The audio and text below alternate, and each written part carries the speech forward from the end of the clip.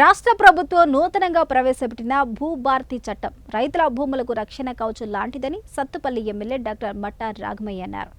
తల్లాడ మండల కేంద్రంలో భూభారతి చట్టంపై అవగాహన సదస్సు నిర్వహించారు.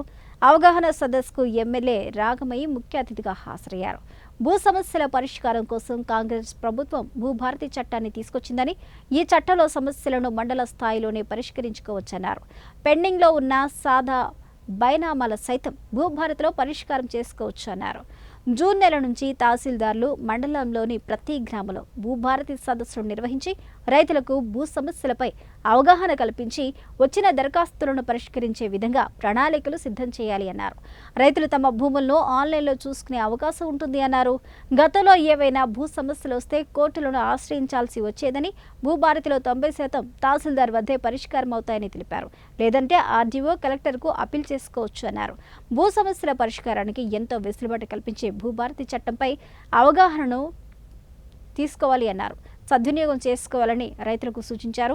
తెలంగాణ రాష్ట్ర ప్రభుత్వం రైతుల సంక్షేమమే ధ్యేయంగా పనిచేస్తుంది అన్నారు. ఈ కార్యక్రమంలో ఆర్డీఓ రాజేంద్ర గౌడ్, మండల అధికారులు, కాంగ్రెస్ పార్టీ మండల అధ్యక్షులు కాపా సుధాకర్, తల్లాడ మండల కాంగ్రెస్ పార్టీ నాయకులు, రైతులు పెద్ద సంఖ్యలో పాల్గొన్నారు.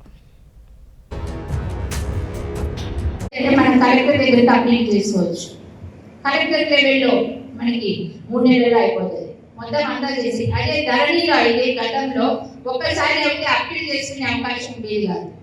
ఖచ్చితంగా కోర్టుకి వెళ్ళాలి. మరి చిన్న సన్నకారు మధ్యతరగతి వాళ్ళందరూ కోర్టుకి వెళ్ళగలరా? లాయర్లను ఎంగేజ్ చేసుకోగలరా? ఖర్చు పెట్టుకోగలరా? తిరగలరా? ఈ అవగాహన అందరికీ ఉంటుందా?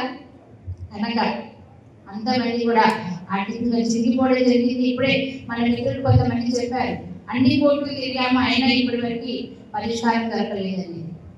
దానికోసమే ఈ భూభారతి చట్టం తీసుకురావడం జరిగింది. అదే బయట కొనాలంటే కేజీ 60 రూపాయల దాకా ఉంది. ఒక ఇంట్లో 4 ఉంటే దాదాపు మనకి 1500 మిగులుతుంది, అవునా కాదా? మరి అలాగే కరెంటు ఉచితంగా వస్తుంది 200 యూనిట్ల వరకు. అలాగే ఉద్యోగాలు తీసుకుంటే 60,000 ఉద్యోగాలు వచ్చాయి. మహిళలందరికీ బస్సు ప్రయాణం ఉచితంగా ఉంది.